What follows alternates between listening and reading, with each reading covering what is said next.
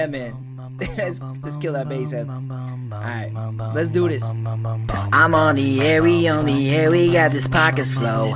It's me and Tony on the mics, we gotta let you know of current events, little gaming, sprinkle in some entertainment. We stay humble, but our moms still think we're famous. Turn up the bass and baby, maybe let that magic flow. Our spoken word is all the things you really wanna know.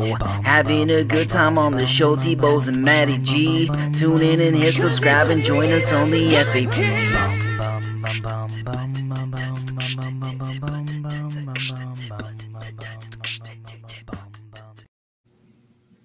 Welcome back, everyone, to the Freaking Awesome Podcast. I'm your host, Anthony Bowes, and as you can see, Matty G could not join us today, but that is okay because we have a wonderful surprise show ahead of everybody. We have one man, of course, has been on almost what I call the golden era of all television programming. My favorite time to my favorite time of television. We've got actor, director, screenwriter, the amazing Ted Lang. Ted, thank you very much for joining us today. Happy to see you, Anthony. Thanks. So before we jump into too much today, because we've got, of course, Valentine's Day coming up, and this is a little bit of love going out to all our fans today. We've, of course, you being on the Love Boat, which, of course, was back in its time, the show for budding romance. So that was the romance show of the day. It was. So, of course, we have got lots of things about love to talk about. And one of the things I wanted to start off with, over the years, some of the crazy things people have done in the name of love. And, you know, I was going through this list, and I got to tell you, some of these things are bizarre. So let's just jump right into it. These are the top 11 things people have done for love over the last few years. The first one is fake your own death.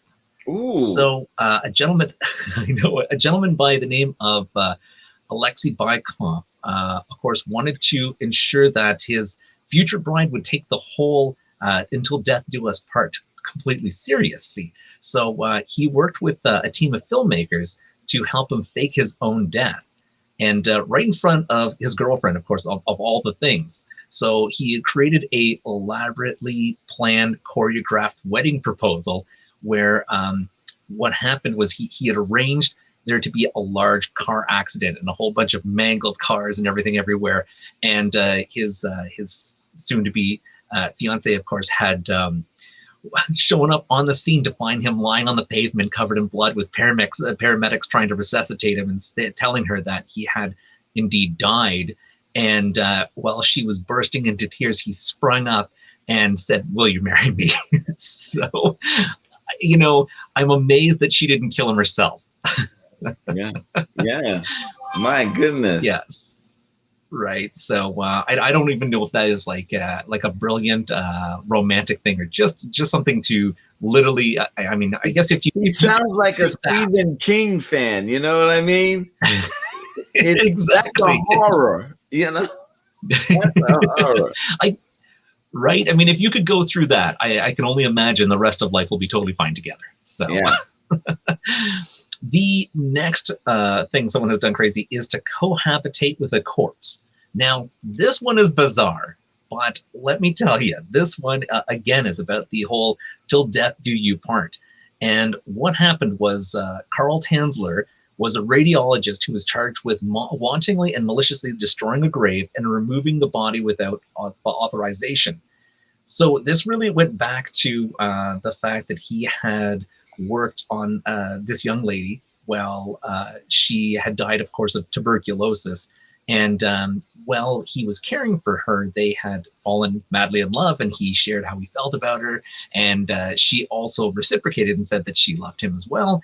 I guess they'd spent quite a large amount of time trying to cure her. And unfortunately, to no avail, he had not.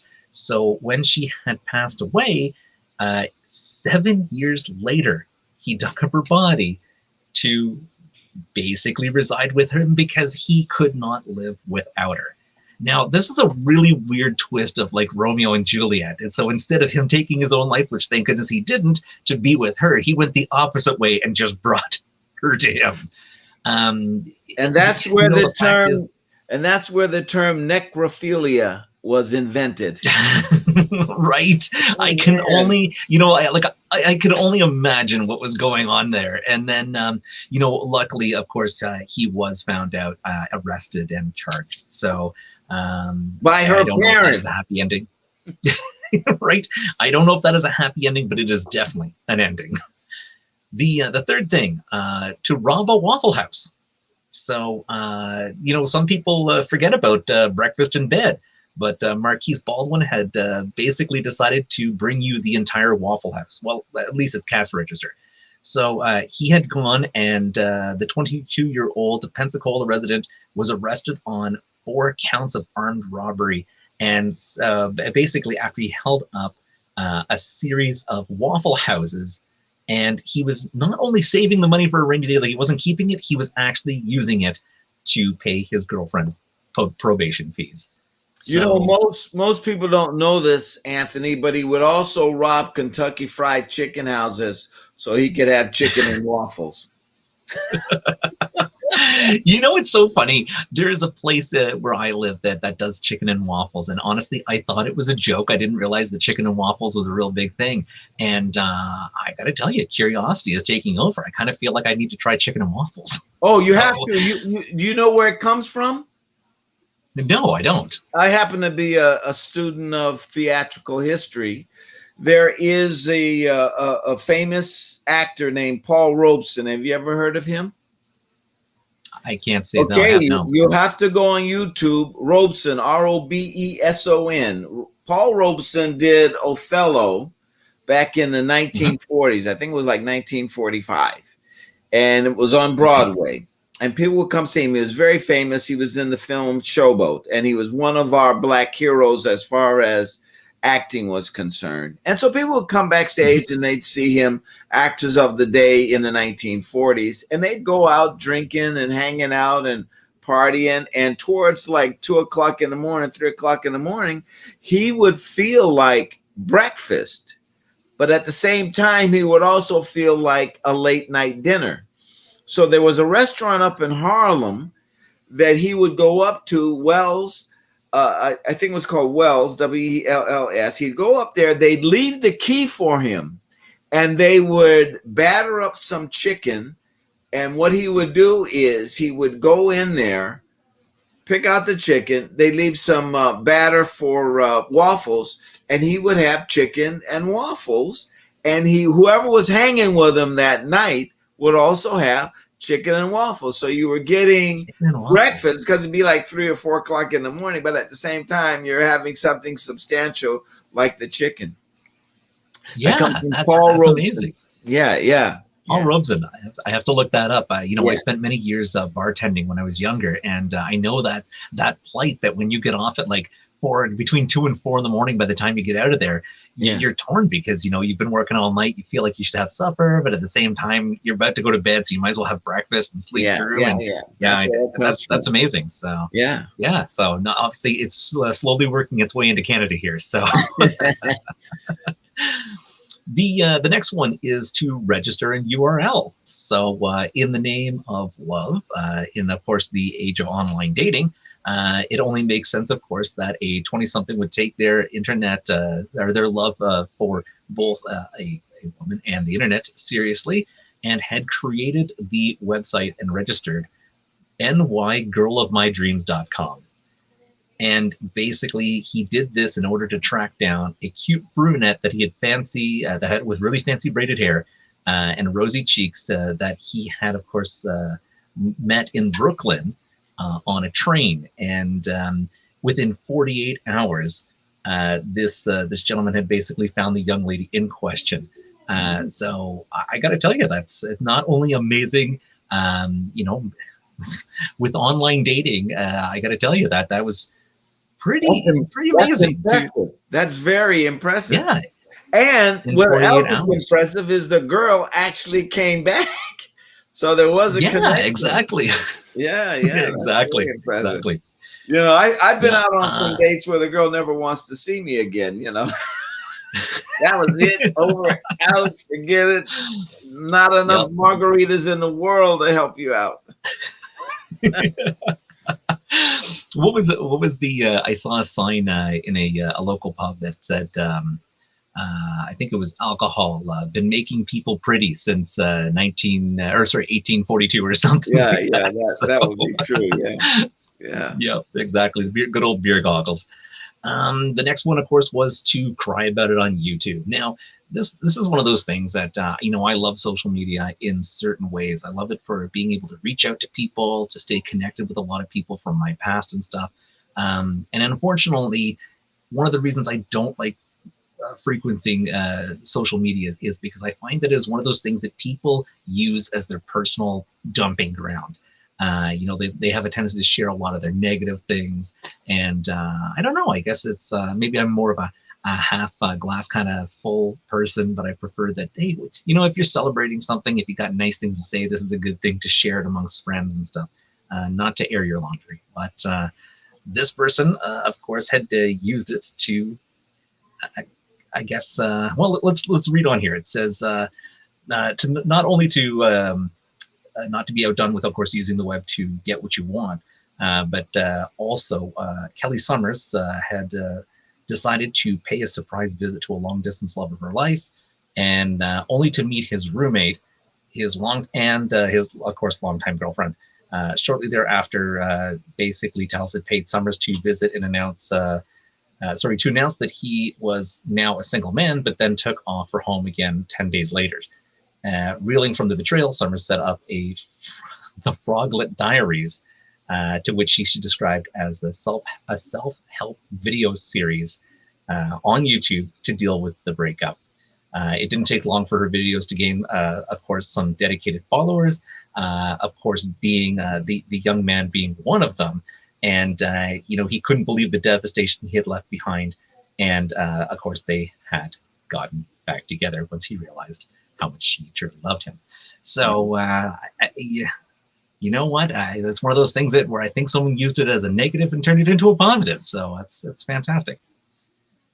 I'm still surprised that people take pictures of their dinner that they cannot share with you, and they put it on social media. Like, look what I'm eating. Well, how does that help? I'm right. Over here. Are you just exactly? Are you just teasing me with your delicious supper while I have to sit here? Yeah, exactly. So, I never got that. I never understood that. I know, it's so weird. Paul Richmond, yes, of course, a great guess. I mean, oh man, Ted's got some chicken and waffles. Look at that. He's also. I think he's never. Yeah, there you go. Say, what city are you in, Anthony? What city are you in? We're in Kingston, Ontario.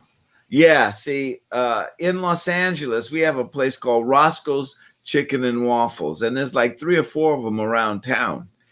And up in Harlem, they have Wells Chicken and Waffles. So there, we've got to introduce this. You got the possibility of a franchise there, Anthony, if you... I know.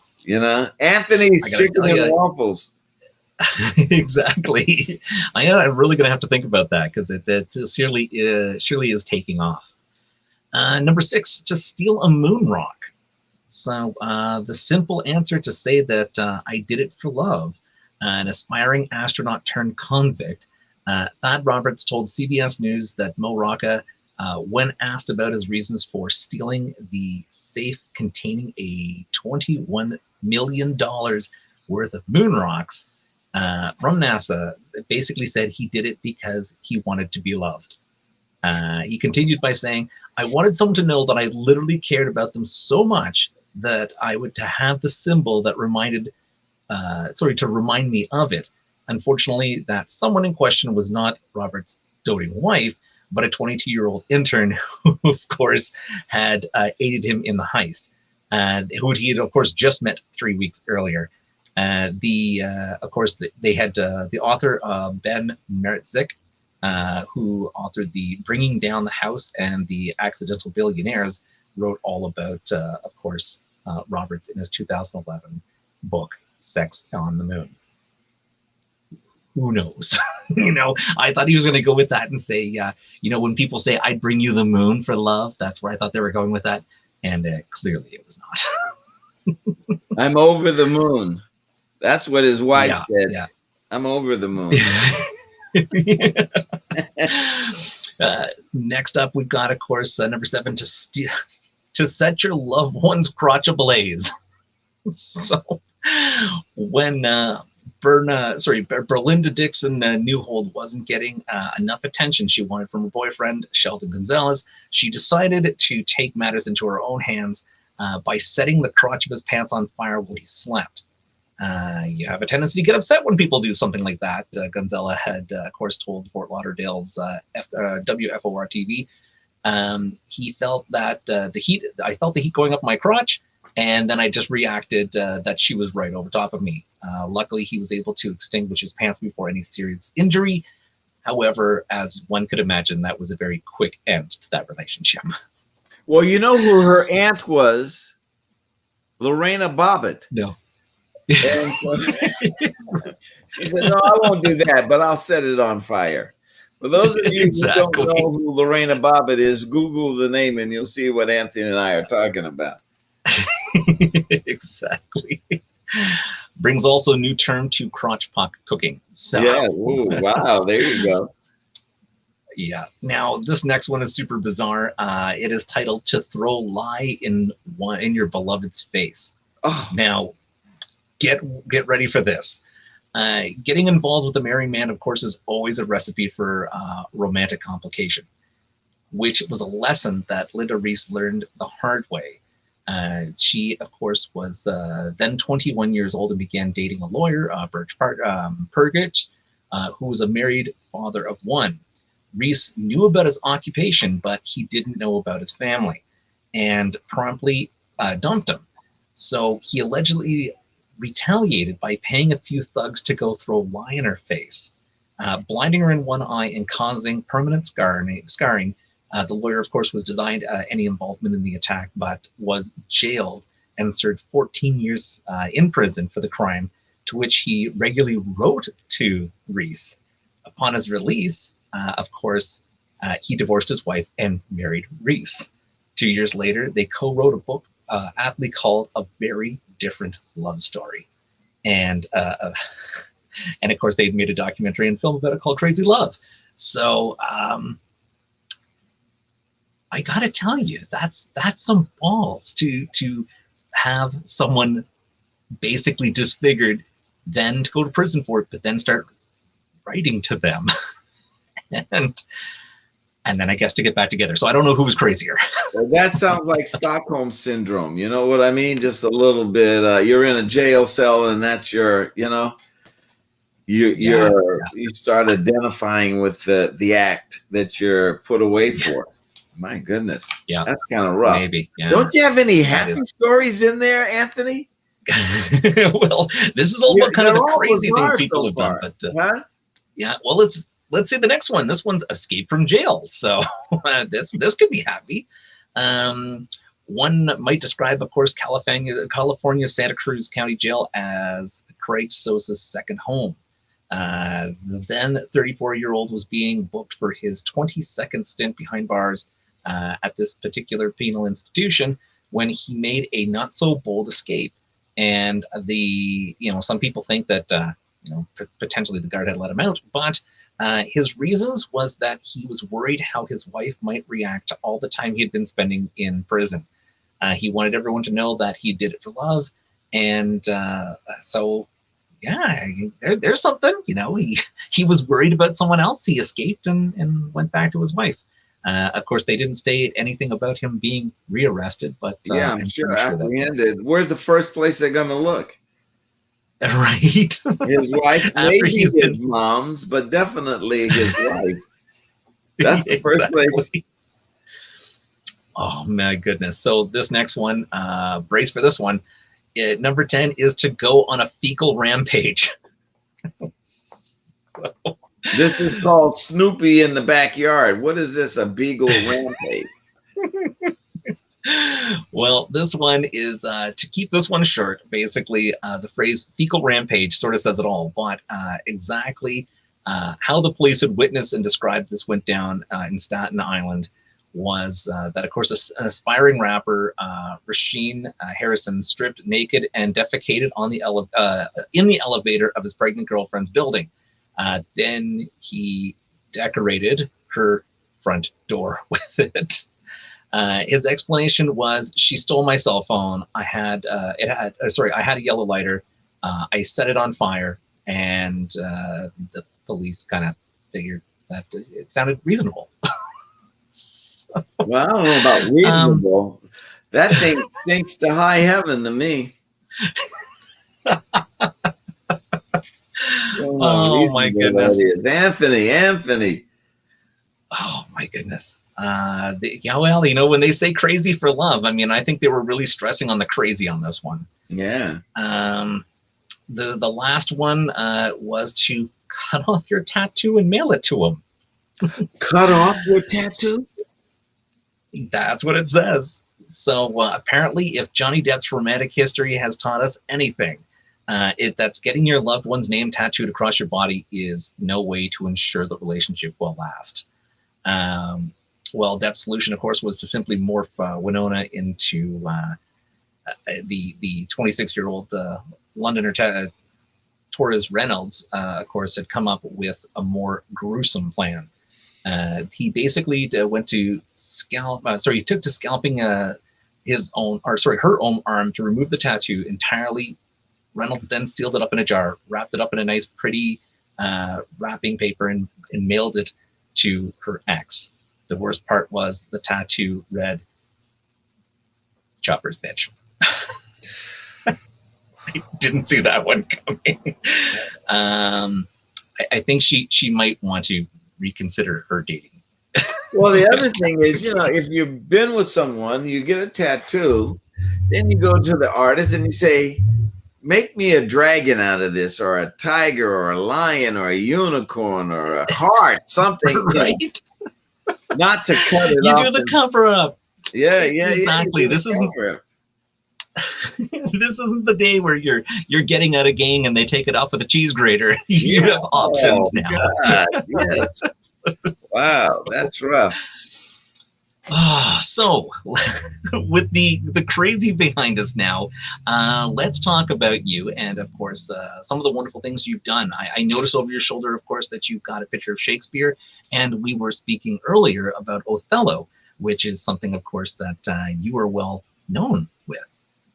Yeah, actually, I was directing an episode of Love Boat, and Lynn Redgrave, who is a big deal in London, and also she comes from an acting family.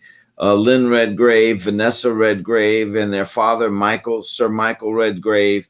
Anyway, she convinced me to go to the Royal Academy of Dramatic Arts. I went there, and they insisted that I do the title role in Othello, and I started getting into that, and I actually ended up doing it in Los Angeles a couple of years later, and we filmed it and made it into a movie. And it's really, I've been involved with Shakespeare since I was 14. And during this pandemic, I wrote a play about Shakespeare called Shakespeare Over My Shoulder. And there's a 400-year-old mystery as to who really wrote the Shakespearean plays. Some people say William Shakespeare. Some people say there are other poets and playwrights of that era that they think might have written it, not the guy from Stratford upon Avon. And so what I did was I got all of these books and went through these books and read the historical information and the evidence on that. And I fashioned it into a play called Shakespeare Over My Shoulder. It's on YouTube right now. And what it is, the main 4 or 3 candidates are Francis Bacon, Edward de Vere, and Christopher Marlowe. So there was a time when Shakespeare was first starting out and he was just a hungry actor, in the 1500s with the first pandemic, the plague, the Black Plague, and he goes to this tavern. And what I do is I give you information in a humorous, adventurous way of Shakespeare encountering these other three guys that were also playwrights. And then I let you draw the conclusion as to whether or not you think these guys could have written the Shakespearean plays. And I take some plays. I take the plays of that time that were done at that time, and we examine those plays and these four characters' take on the plays. So if you want to see it, it's on YouTube. And later this year, I'm going to publish a book which will be on Amazon. I have 3 Shakespearean themed plays, and if you can't remember, the book is going to be called Shakespeare Over My Shoulder Trilogy. Okay. Awesome. And if everybody ever wonders what it was, they just have to come back to this video and notice that Shakespeare is over your shoulder. Is over my shoulder, appropriately enough. And the other thing that I'm doing that is coming fairly quickly is on February 19th. That's not long from. That's a week from today. February 19th. I directed a play for the American Stage Theater Company in St. Petersburg, Florida. And they're going to be streaming a play that I directed called Satchmo at the Waldorf. And if you go on americanstage.org, you can see this play for starting a week from today, and it'll be on for till the 28th of February, and for kind of Black History Month. And what it is it's the life of Louis Armstrong. Oh, amazing. I'm a huge on Armstrong. Love his music. So. Yeah, he's amazing. And the play is very amazing. I got an actor named L. Peter Callender, who is just brilliant in this part of Louis Armstrong. Oh, very cool. It's really funny. A lot of my kids, of course, and I'm one of those people that have kind of always moved with the times with music, but I have got this old romanticism period for like old jazz and the 40s, and I feel like maybe I was born in the wrong time period. But my youngest, of course, when she can't go to sleep, I hum old jazz music to her. And wow, isn't that great? So yeah. So well, you're gonna love this because it's a history of Satchmo Louis, and he was considered by like 99% of the jazz musicians. He is the father of jazz, and what his contribution to the music, both as a trumpet player and as a singer. Because he started scatting, and he taught Ella Fitzgerald how to scat, and Bing Crosby. He taught Bing Crosby how to scat. He's the guy. He is the man. So that's what the play goes into. My favorite song, of course, is with Louis and Ella Fitzgerald doing "Summertime." It's just something about that song. It just gets right into your soul and makes you feel what it would be like on a hot summer night or something. And I just love it. So it's a great song too. Great song. Yeah, it really is. So we were talking about, of course, Shakespeare and how you've written this, play for him to enter into a bar. So let's enter into the obvious question, and of course, that is your character of Isaac Washington as the world's most popular bartender.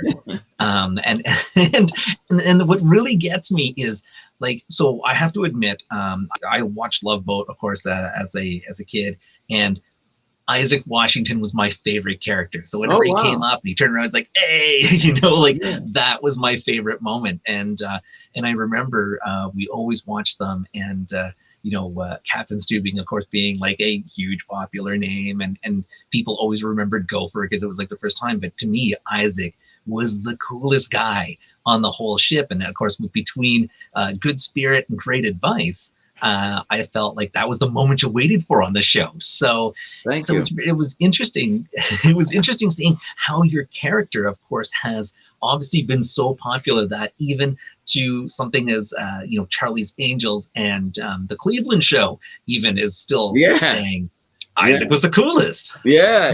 So, There's another cartoon show about space. What is that? I was on. I actually did the voice on that one. No, I didn't do I did the voice on the Cleveland show. I did the voice, Cleveland. but there was another one where they had Isaac's head, just his head. Do you know space? From Futurama. Futurama. That's it. Yeah.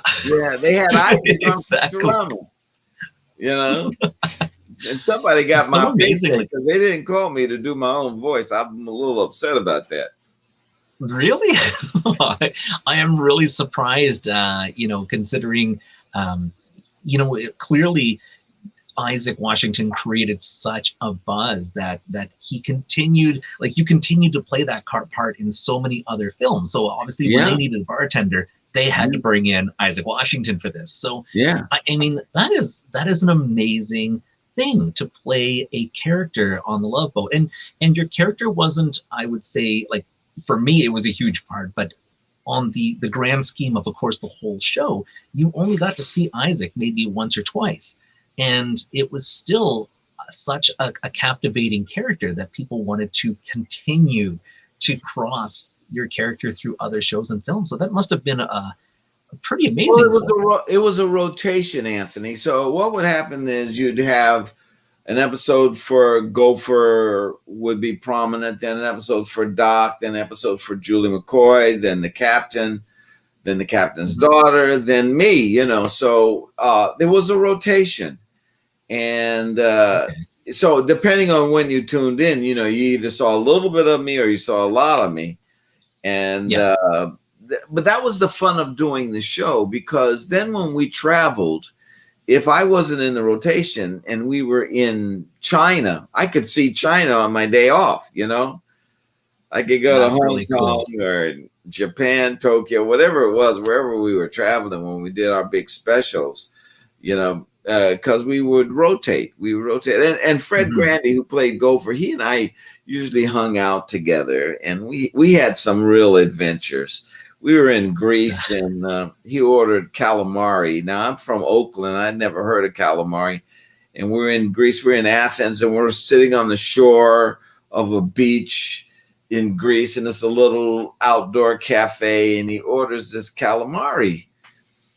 And I said, Fred, what's calamari? He said, well, it's squid, fried calamari, squid. I said, oh, that sounds terrible. So the waiter brings this plate of calamari to the table, and I'm watching them eat it. And they got a couple little things with legs, and then they got a couple of little things that look like onion rings. They're round. And so I'm watching them eating. He said, oh, man, these are good. Ted, you got to try this guy. Said, no. But then I looked at the ones that look like onion rings. I said, well, let me try that. And I tried that. So you have to imagine the first time I ever had calamari was on a beach in Athens with Fred Grandy. And I called the waitress over. I said, hey, let me have a plate of that. That is really good. But that was, we had a lot of fun with each other because we liked each other, And to this day, I mean, Fred and I, 2 years ago, we did a play together in Syracuse, New York. We did a play called I'm Not Rappaport, about an old black guy and an old white guy in Central Park in New York. And it's a very funny play.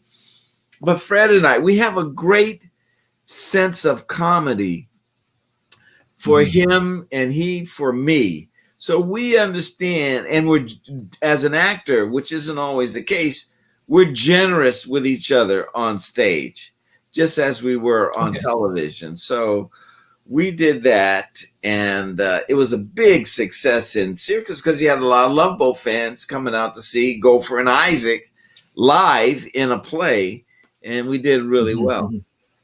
Yeah. Yeah, Very, very cool. And it's great. It's great to see that, the two of you not only spent a lot of time on camera back then, but are still good friends today Oh and yeah. still working together. So it's really nice. Do you find that, of course, you still hold on to a relationship with a few of the other people that were on the show? All of them. All of All them. of them. Oh, good. Bernie, I write plays, as you know, and Bernie appeared in one of my plays. We had an actor named Robert Pine. Robert Pine was on Chips.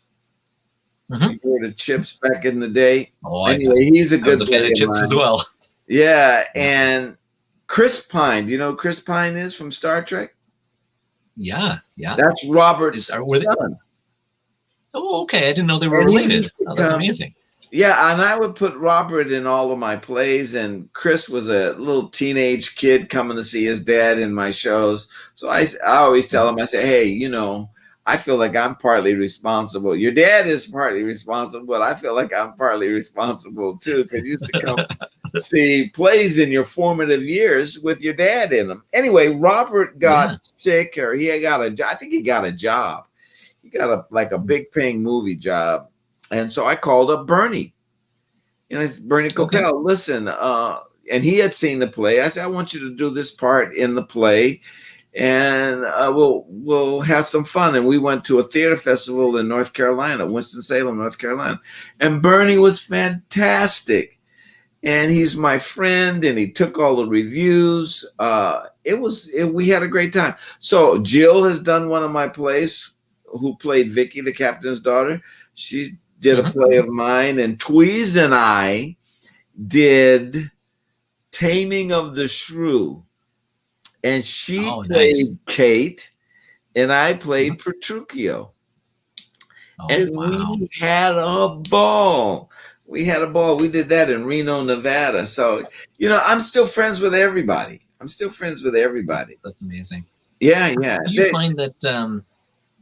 Sorry, I was going to ask you, do you find that you enjoy being on stage more than film? No, I like them all.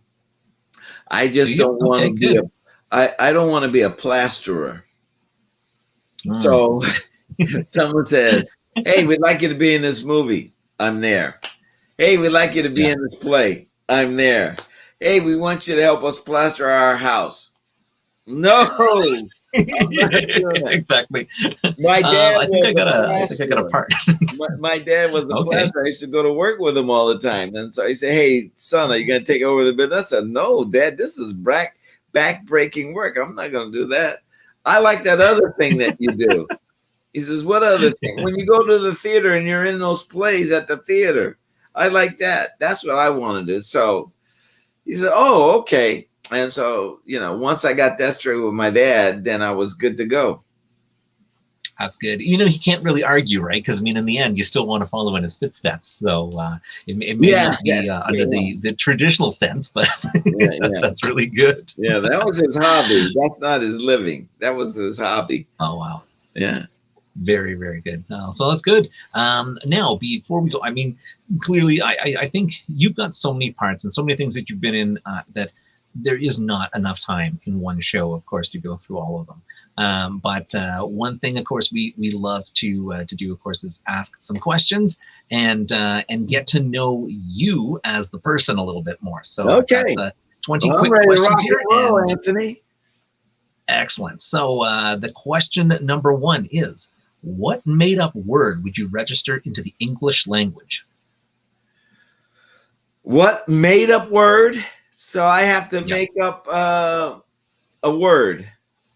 Yeah. Okay.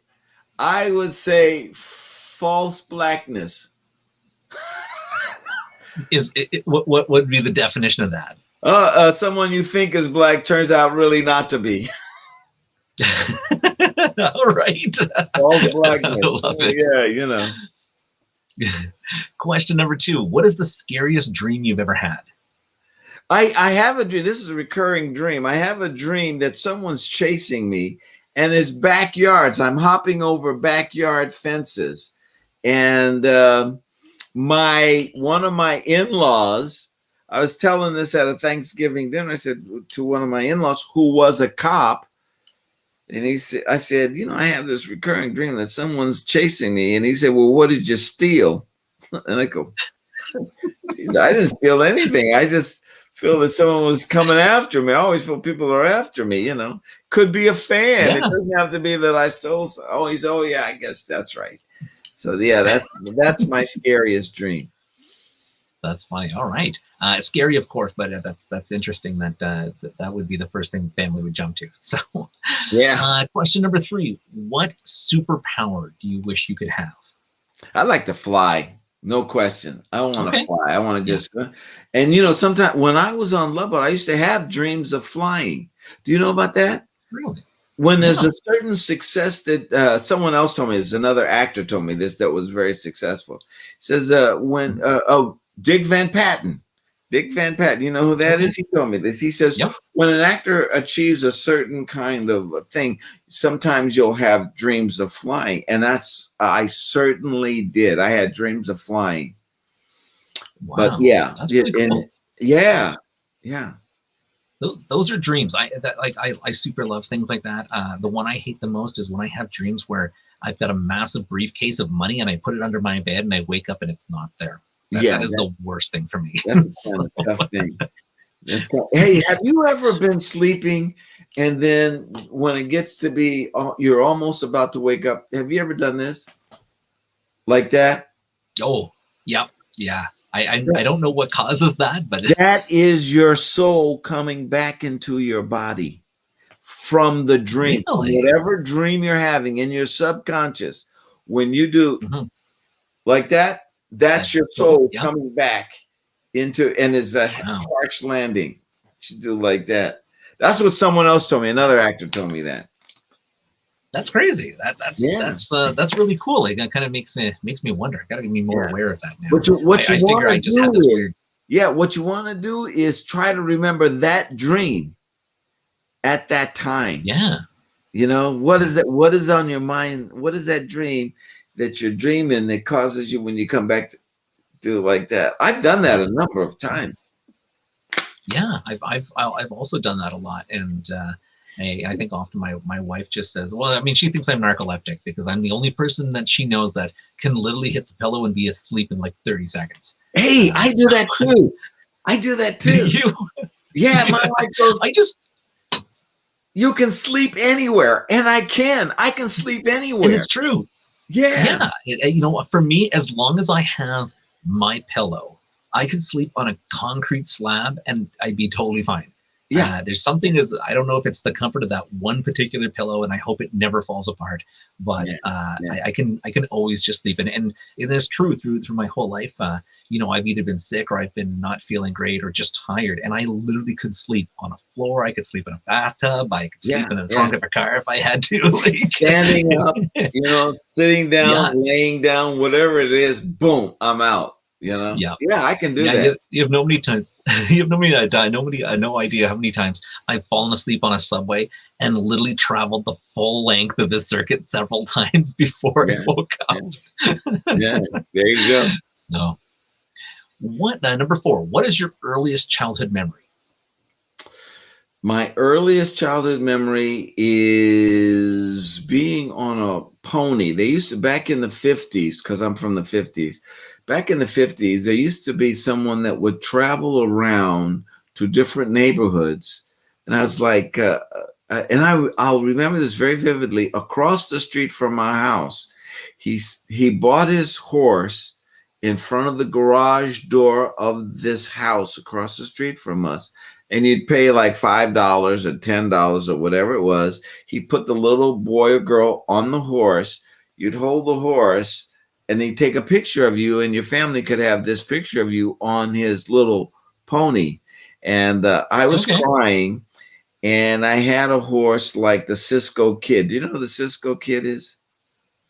No, I'm not familiar with Cassidy and the Sundance Kid. Okay, you got to go on YouTube and look up not San Francisco, but just Cisco Kid, and you'll see the horse that he rode. And that's the horse. It was a Pinto. Okay, yeah. And that's the horse that I sat on. I was like 4 years old or 3 years old, whatever it was. And they gave you little cowboy They put a little cowboy hat on you. But the Cisco Kid was a Mexican hero. He was a Mexican cowboy. And at the end of every episode, Cisco Kid, who was played by an actor named Duncan Ronaldo, turned to Pancho, who was his sidekick. Now, this is back in the 50s, so they had sidekicks then. And he would say they'd have the adventure, they'd solve the problem, and then Duncan Ronaldo, as a Cisco Kid, would turn to Pancho and he'd say, "Ah, Pancho." And Leo Carrillo, who was playing Pancho, would say, "Oh, Cisco." And then they would ride off into the sunset. I love that. I love that. That was my little hero when I was a kid. Ah, Cisco. That's very cool. Pancho. And they'd ride off. Cowboys in the 50s. That was 50s and early 60s. When I was coming up, when I was a kid, the Cowboys were Wild Bill Hickok, Kit Carson, the Cisco Kid, Red Ryder. These were all the cowboy heroes. Hopalong Cassidy. These were all the cowboy heroes. And then later on, you got into Maverick and, those guys. Yeah. But when I was a little kid, on Saturday morning, you would see Wild Bill Hickok with Andy Devine. And Andy Devine did not shoot his gun. Let me see. He did not shoot his gun like this. He did not shoot his gun like this. Well, hold on. Let me see. I can show you my hand. He did not shoot his gun like that. He threw bullets. So he would go like this. That's launch it outwards like casting a rod. He shot his gun like that. And I thought that was cool. He was throwing bullets at the bad guys. Yeah. Yeah. Andy Devine. That's awesome. Yeah. Very, very cool. Yeah, very cool. Yeah. Question number 5. What makes you happiest? Well, I married a very nice lady. And sometimes you remember the Jack Nicholson movie where he says, "You make me want to be a better man." Do you remember that movie with Helen Hunt? I do, yeah. Yeah, that's who my wife is. My wife is a woman that makes me want to be a better man. And and sometimes when she says little things like, "I'm proud of you for this," or "I'm proud of you for that," that's like really cool. That's like really cool nice. to me. Yeah, she's really a beautiful lady, and thank goodness. I don't know why, but she picked me. I wanted her to pick me. I don't know why she picked me, but I'm glad she did pick me. That's amazing. Yeah, I feel the same way about my wife. She's very much the same way, and it always means a lot when she's happy for some of the things that I do. So not all the things I do, but some of the things.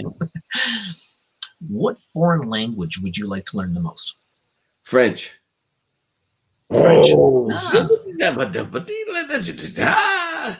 love to learn French. Actually, my wife speaks French, and she speaks French better than I do because I don't speak it at all.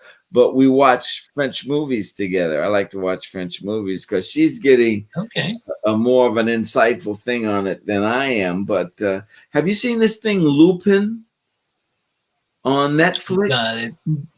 I saw the card for it. I was just thinking, that looks like it might be a neat show. It's in France, and it's fun. It's a fun show. But so I like to go find a French movie, and then my wife and I will share the movie together. Yeah. Lupin. Very cool. Very cool. Yeah, it's based off of a character in French literature who was a gentleman thief, and is a modern day version of Lupin. And he's he's a French thief. So it's fascinating to watch. But so we share things. Very cool. Very cool. It was really neat because I just saw that the other day, and I was thinking, I've got some time to myself this weekend that I might sit down and start watching it. So that's really cool. It's good to know that it's a good show. Put that on your list, and put Imposters on your list. Both on Netflix. Imposters and Lupin. I'm not even going to tell you what Imposters is about. Well, should I tell you a Okay. minute or what? Should I just tell you the Yeah. opening? Can I just tell you the opening? Give me the teaser. Give me something that's I'm gonna like give that's you the teaser. This is it. Imposters guy just got married. Jewish guy, beautiful girl. Girl has a French accent, as a matter of fact, in this. He's got married, and he's Okay. giving her a wedding gift, anniversary gift every day, and it's the first 28 days. Okay, so he goes to a pet store, and the 29th gift is going to be a little puppy. He goes to a pet store, and this is the dog I want. Gives him the credit card. The guy runs the credit card, and he says, "Hey, won't take your credit card." He says, "Oh, we'll try this card." He gets another, runs it. No, it's not taking it. He says, "Well, I'm going to go down to the ATM and to hold the dog. I'll be right back." Goes down to the ATM, has no money in his account, cleaned out. And he goes home to tell her, tell his wife, there's no wife. The wife is gone. And she leaves him a message on his computer. And in this beautiful French accent, she tells him she took all of his money. And man, that thing is off from there. Where the guy he's trying to realize all the things that went into, their romance and everything, and it's all a lie. It's funny. Oh, wow, it's funny. That's cool. Yeah, and then that definitely sounds like it's going to be a good watch. He's so upset that he's going to commit suicide. There's a knock on the door. It's FBI. FBI agent comes in and says, "Do you know this woman?" And the guy goes, "Yeah, that's my wife." And the FBI goes, "No, that's my wife." Oh, geez. That's all I'm going to tell you. But watch it. That's awesome. It's really good. It's binge worthy. If you can get into the second episode, you can't stop. It's just okay, good. The writing's good. Excellent. The acting is good. It's a fun show. Perfect. Imposters, you said, right? Imposters and Lupine. And Lupine. Excellent. Yeah. Question number 7. What decade would you like to live in most? Hasn't come yet. I'm still waiting on these decades. I got through the 50s. I got through the 60s. Made it past the 70s. Developed in the 80s, the 90s, 2000, 2010s. Now I'm waiting for this stuff to, clean up its act here, because some of those decades were pretty rough, Anthony. They, the Vietnam War, we protested the Vietnam War and the kids in the South that went through stuff. And then the 70s, it's been pretty rough. So I'm still waiting. I'm looking ahead to the future. All right, good. Well, if Futurama taught you anything, at least there's always a chance. So yeah, there's always a chance. Look to the future. Yeah. What was the first movie that ever made you cry? The first movie that ever made me cry. There's been a couple of them. I'm not sure about the first one that tapped me emotionally. I will tell you what is one of my favorite movies is The Godfather. And I'm always quoting The Godfather. I just absolutely love The Godfather, leave the gun, take the cannoli, I'll make him an offer he can't refuse. It's such a quotable movie, Yeah. It's just so much came out of that movie. Yeah, man. Cool. And do you know they're cool. making a movie about the making of that movie? No, I wasn't aware of that. Yeah, Oscar Isaac is going to play Francis Ford Coppola. Okay. And somebody, Jake Gyllenhaal is going to play Robert Evans. Because, he had a big problem. Nice. They didn't want Brando. They didn't want Al Pacino. So someone has written a movie about the making of The Godfather. And so I can't wait to see that because I'm a movie buff. I read all about Spielberg and Lucas and the whole Star Wars thing, how he got that. Universal had access to Star Wars and they turned it down. and he took it Man, over to I 20th know. Century Fox because he had done Right. American Graffiti at Universal. So you think that's a Mm-hmm. no-brainer? It made a lot of movies. They didn't get it. Yeah. And so he took Yeah. it over to the 20th Yeah. Century Fox. Then he got in trouble with completing the movie. So Mm-hmm. he gave up, I think, a percentage of his salary as screenwriter.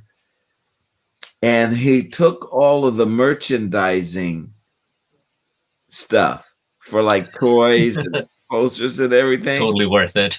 Yeah. And so the guy goes, the 20th Century Fox executive says, boy, we really screwed George Lucas on this one. He said, what do you mean? He said, well, he wanted all the toy rights and he gave us 3% of his writing thing. So we're going to get the money off of the writing thing to complete the movie. Total opposite. The real money was in the toys and the merchandising, which he knew, Lucas knew. Yeah. And they couldn't see it. You know, so there's a book about all of those guys, Spielberg, Scorsese, Lucas, and Coppola, that talks about the new Hollywood at the time.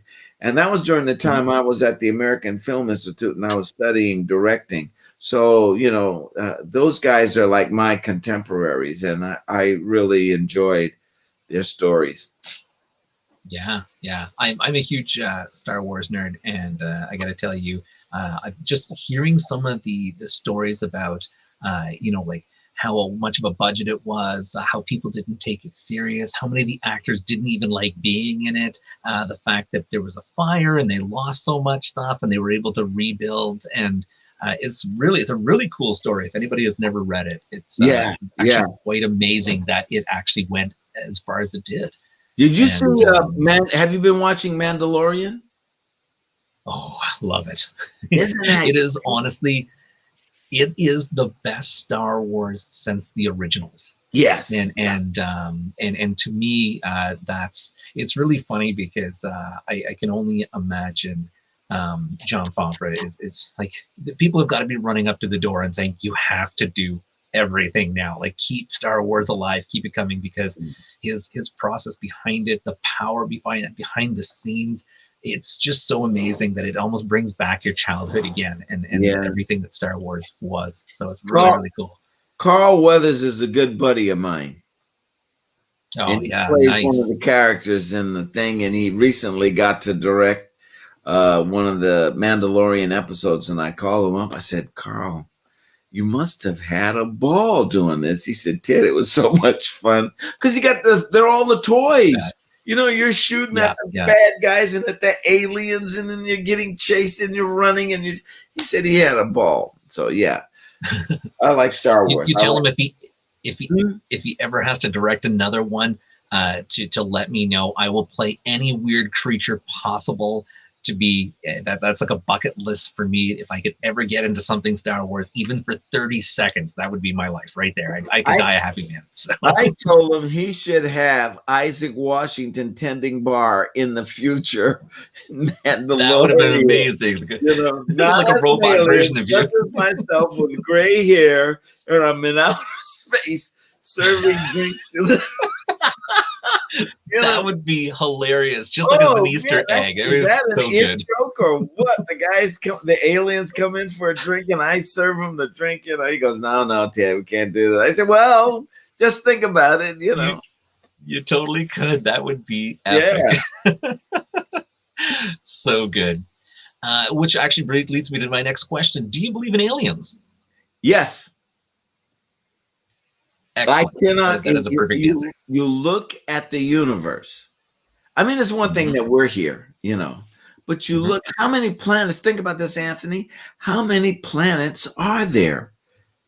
There's got to be. If there's life here, you don't think there's life somewhere else? Oh, and I'll tell you another thing. I was doing Shakespeare in Boulder, Colorado, at an outdoor theater. Okay, 1969.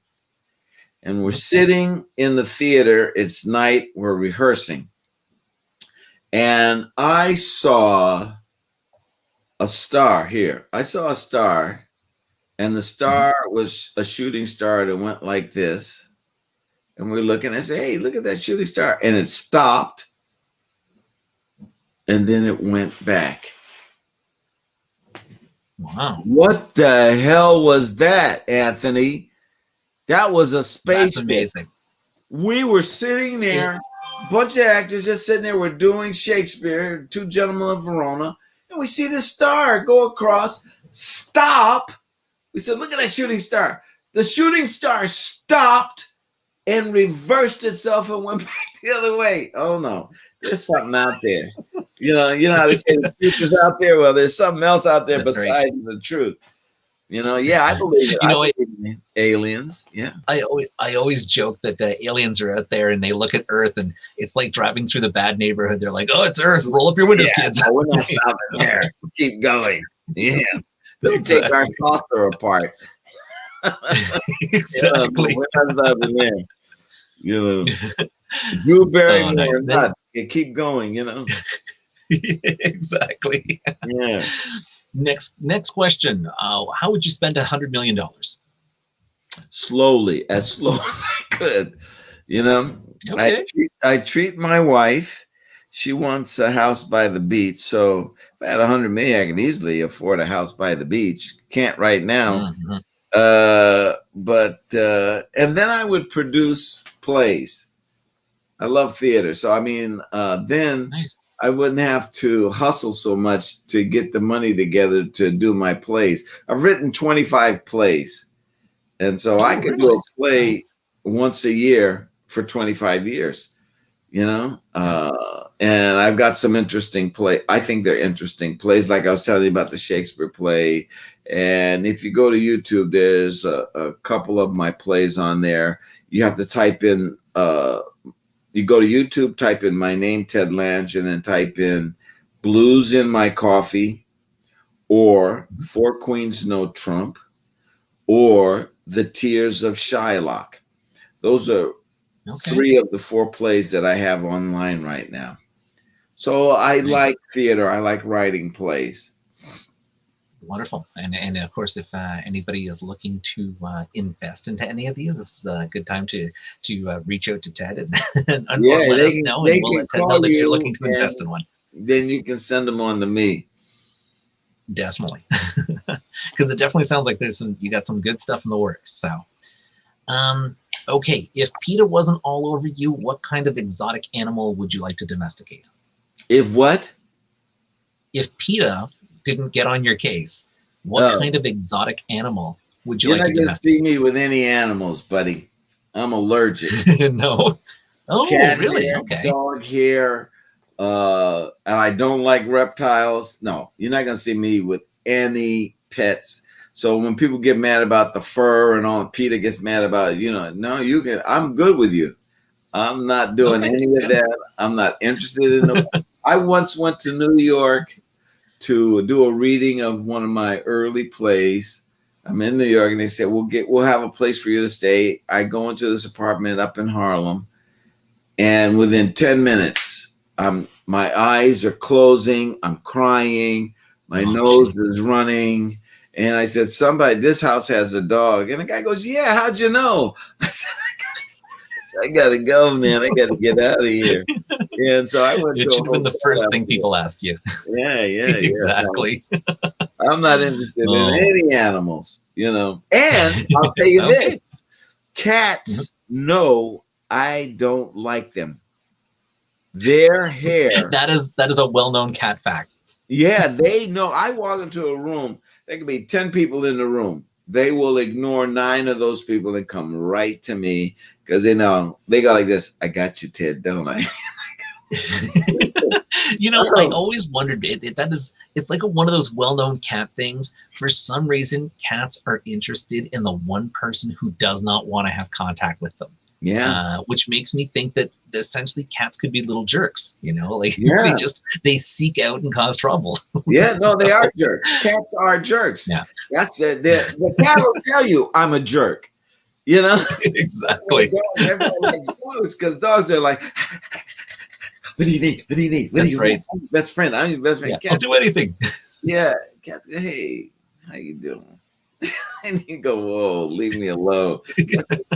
Right. Leave you alone. Cat's like, And they brush up against you. No, man, no. I do not like cats because of their hair, cat fur, and they see me coming.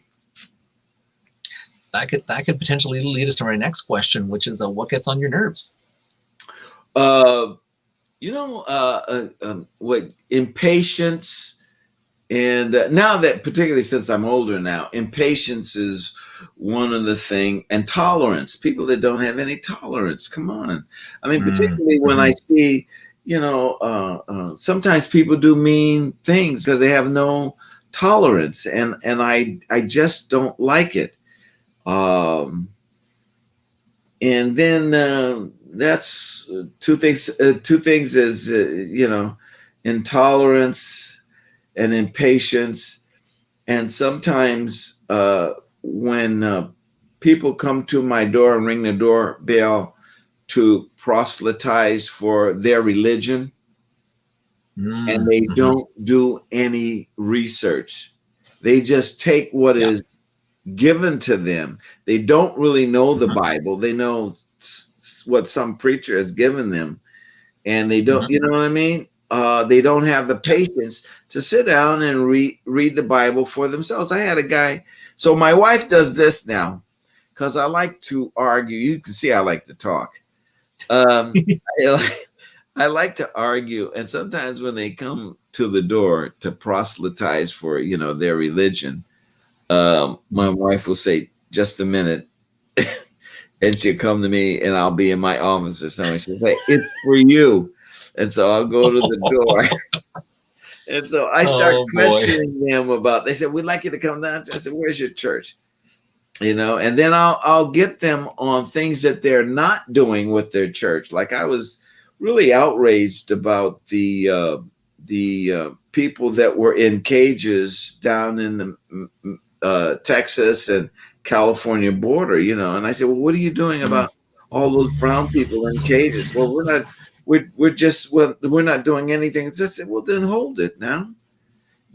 When your church does something that can help get those brown people out of those cages, then I might come down.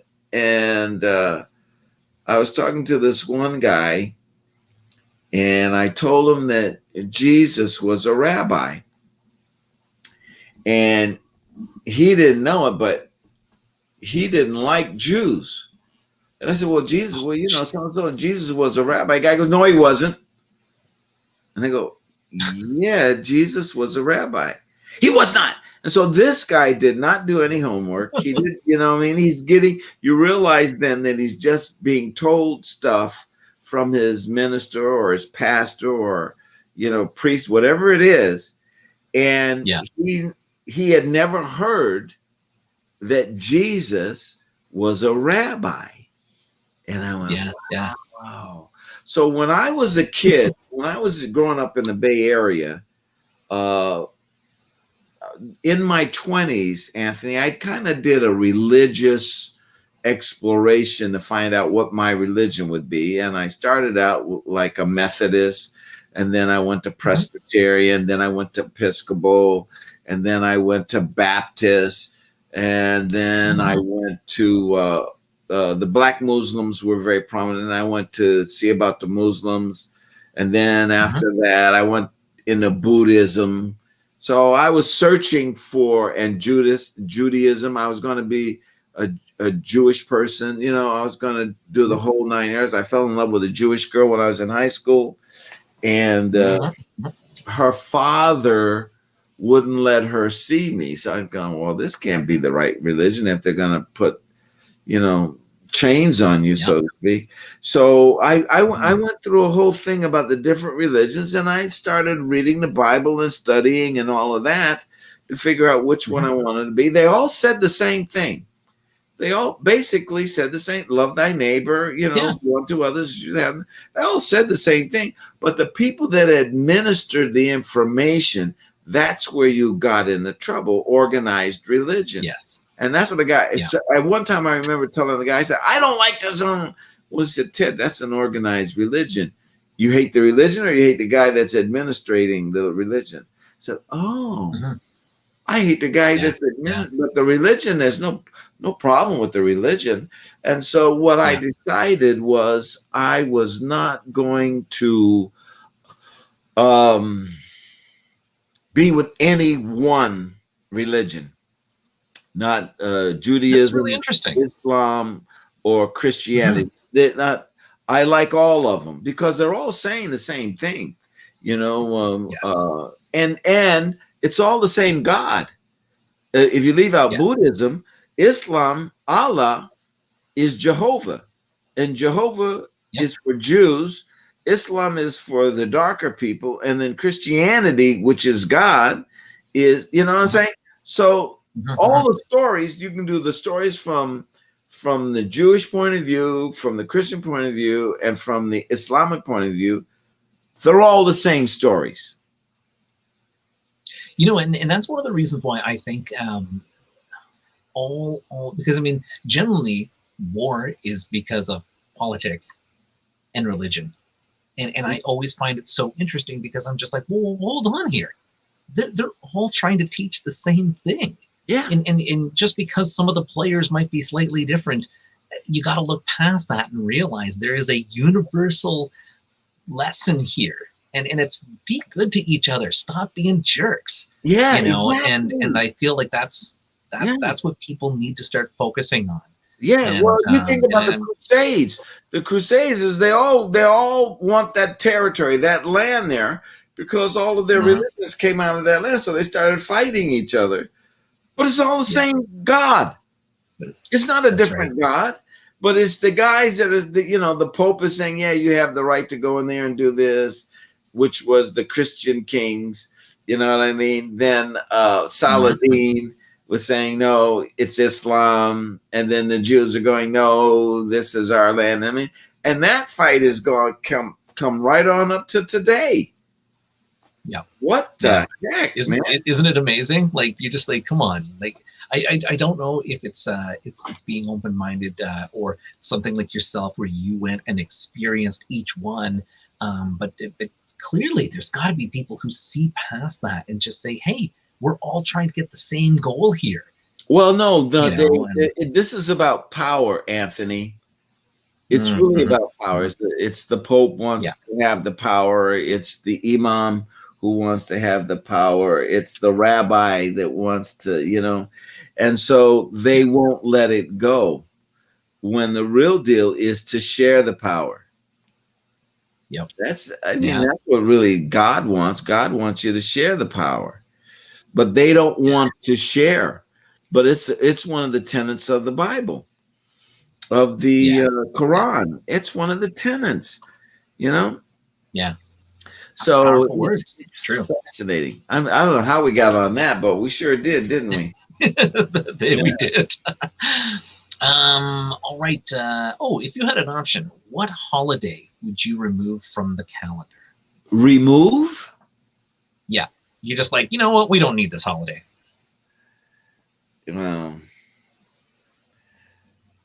That's a good question. Valentine's Day.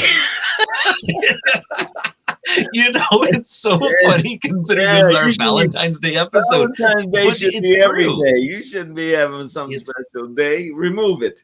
Exactly. Tell your girlfriend, your old lady, or your boyfriend, whoever you are, whatever your sexual preference is, that we should be doing this every day, not just one day a year. Yeah, you don't need one commercialized day to say that you love them by being told that if you don't buy them a gift that you don't love them. So it's 100%. I'm with you on that one. So. Okay. What do you do when you can't fall asleep? Oh, read a boring book. Put you right there. Yeah. Boom, just like a sleeping pill. Out in seconds. Out in a second, man. Read something you don't really want to read.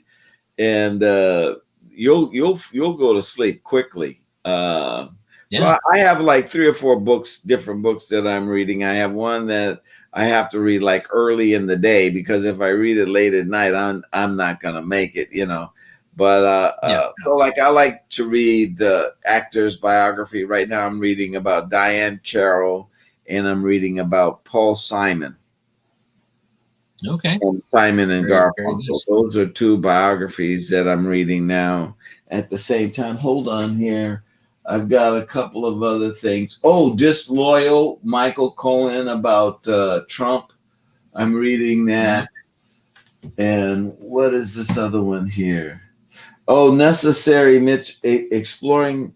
Oh, here you go. This is one of the books I used about who wrote Shakespeare. And this Oh, was one of Shakespeare. my Yeah. reference guides, you know. Wonderful. Kelly loves Simon and Garfunkel.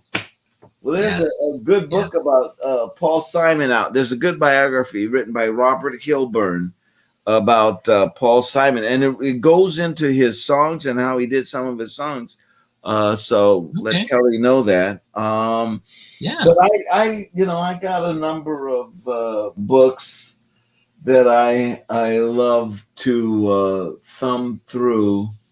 I'm trying to think what else I could pull out to show you that I'm reading, and I can't find them right now. But anyway, those are two, Diane Carroll and Paul Simon. Diane Carroll did A Love Boat. Yes. And she was my love interest. So she's had a fascinating life. She just passed away recently, and she was a very generous person. Oh, I know what I'm reading. I think you're gonna like this. Did you ever see the movie Chinatown? The Big Goodbye, Chinatown. This is behind the scenes. Sam Wasson. That's behind the scene. Man, it's fascinating because they go into all of the people. The writer Robert Towne. They go into Jack Nicholson. They go into Roman Polanski. They go into all of these behind the scenes. I like stuff like that. You know what I mean? Behind the scenes, the making of Chinatown. And Roman Polanski, when I was a student, 20 years old, he came to the American Film Institute when I was there. And all of these guys were asking these highbrow questions, you know, and they were, I kind of thought they were stupid, you know. You know, they were asking. And so I asked a question. We had seen a movie of his called The Fearless Vampire Killers. And I said, Mr. Polanski, I said, you have this thing in the mirror and so and so, so and so. How did you do that? I mean, that was fascinating to watch. And he had some trick thing that he did in this mirror with the two leads. And he says, now, that's the kind of question I like to answer. These other questions that's awesome. Bullshit, you know. Like, I don't want to answer. He said, but this, I'll tell you how, because it was about filmmaking, you know? And like one of the kids said, isn't it better to make a movie in black and white than color? He goes, no, we don't see life in black and white. We see it in color. It's better to make a movie in color. What are you talking? He said, well, you made so-and-so cul-de-sac in black and white. He said, I didn't have any money. You know, so anyway, that was fascinating. When I was a student at AFI, we got to meet some really extraordinary filmmakers and then have almost a one-on-one, you know, where we got to ask them questions about being a filmmaker. But someone sent me this book, and it's really written really well, by the way. Very cool. Very cool. Yeah. We'll have to create a Ted Lang book list. Yeah, there you go. To get into. All right, I got 2 questions left. One of them, of course, is I'm sure you're familiar with Movember, and of course, it being where men grow facial hair for prostate cancer, for awareness and stuff like that. Would you ever bring back the men? What? Have you heard of Movember? No. What is this? Oh, so Movember is a charity thing where men grow facial hair, particularly mustaches, to raise awareness for prostate cancer. Wow. No, I haven't heard of this. Where are they doing this? In Canada? Are they doing it all in America or all over the world? As far as I'm aware, it's kind of an everywhere thing. I mean, I definitely know it's quite popular up here in Canada.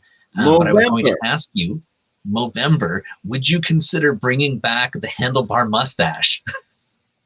No, I like this little Van Dyke. I like where the mustache connects to the beard. Okay. Okay. I don't think I would look good with a handlebar. Yeah, I don't think that would work for me. That, as a matter of fact, I know that would work for me. I used to have on remember, I used to have a mustache that came down right to there. You know, Yep. in the early episodes, and then one day the makeup man, he came. He says, "Ted, your mustache is a little uneven. You want me to even them out?" I go, "Yeah." And he went in and he did like that. And so the mustache, which was down to here, was now suddenly up to here. Yeah. And I looked at him and said, his name was Larry Darr. I said, "Larry?" He said, "I'm sorry, I made a mistake." I said, "No, you didn't. You didn't make a mistake."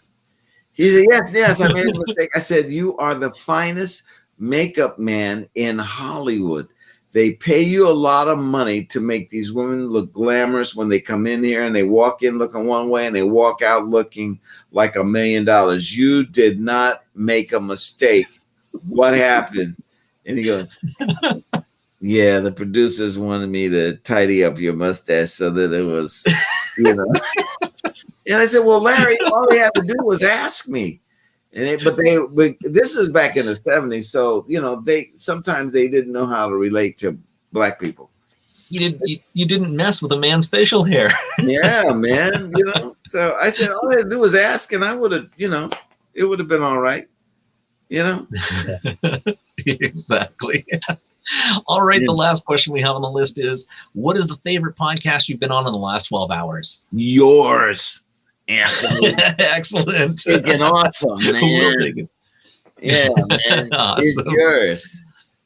So Just yeah, amazing. no, it's a good time. You're a very good host. Easy to talk. Thank you very much. Yeah, easy to talk. It's to. been, And that's how you judge wonderful. a movie. Yeah, that's really how you judge. I mean, our time has gone way over. I was actually having such a good time. I didn't even realize how long it is. Oh, really? Did it go over? Appreciate. Wow. We did. Yes, we're an hour and 20, which I can't believe it. That's whoa. That's how fast things were rolling. Yeah. Sorry about that. No, that's quite all right. It's been wonderful, and you know, I've been super happy to have you on the show. Before we go, do you have anything that you'd like to pitch, or any potential charitable things you're passionate about? Yeah, is the Satchmo thing, which I talked about earlier with you. That's going to start on February the 19th, and it's going to run to February 28th. Go to americanstage.com to see that. And if you can, check out my Shakespeare Over My Shoulder, which is on YouTube, my name, and then the title, Shakespeare Over My Shoulder. Those are the things. Wonderful. And for any of our guests, of course, who are listening to this after the live showing, we will make sure that under our guest section, we have a wonderful picture of Ted, and we'll post those links up on our website as well. So in the meantime, Ted, thank you very much for taking some time out of your day and coming on the show. We would, of course, you know, it's with the amount of stories and history you've got, we'd love to have you back again at some point and maybe circle around with you later in the year. Well, thank you, Anthony. My pleasure. Excellent. Good to meet you. Excellent. Thank you. You as well. Have a wonderful day. All right. You too. All right. Thanks. Bye. Bye-bye.